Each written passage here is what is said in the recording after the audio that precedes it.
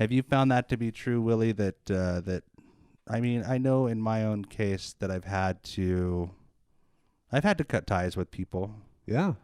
What's It your comes so experience? illusional in the beginning, you know. I remember so many attempts in the very beginning of well, I've been trying to get sober for so fucking long that it's almost embarrassing, but there was this idea so many times over and over again that I would just, be able to go see my old friends, and it would turn out okay. I could go to the old places, do the old things. I could go to a bar and play pool. I could go to a friend's house and watch a game. I could, meet up with an old girlfriend and it not lead back to drugs or whatever our relationship was like before. And it takes a while, I think, sometimes to really dial in that these places, these things, and these people must be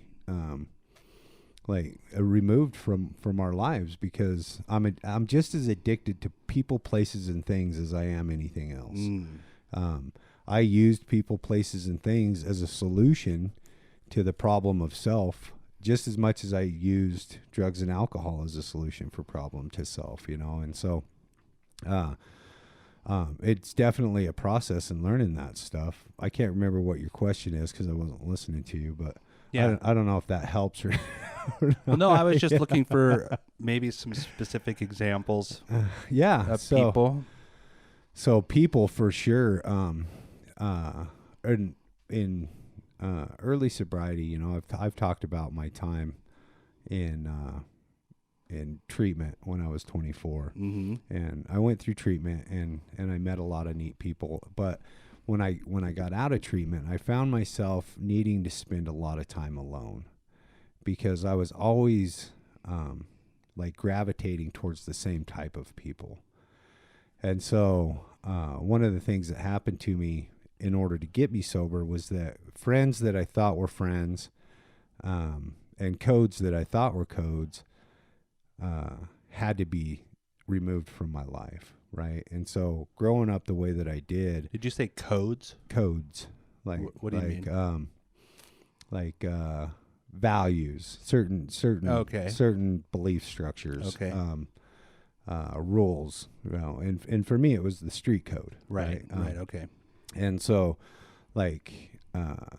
that was something that had to be removed from my life. And so any type of gang activity, any type of criminal activity, any type of people participating in that type of stuff had to, and it comes at a painful cost, because at a deep level, I want to be part of a relationship with people. I want to be part of an inner circle. I want to be part of a tribe. I want to fit in.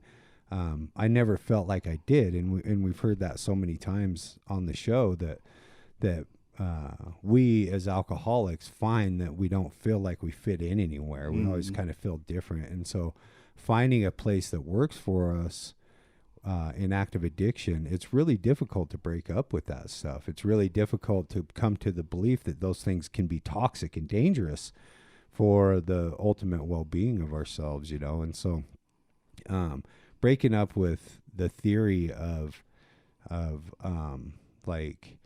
no surrender to the street code type thing was really difficult for me. I had to step away from the gangster mentality of walking around puffy chested, feeling like the world around me is very dangerous. I had to walk away from, the imagery, the portrayal that I had of myself, the way that I dressed, the way that I carried myself, the way that I talked.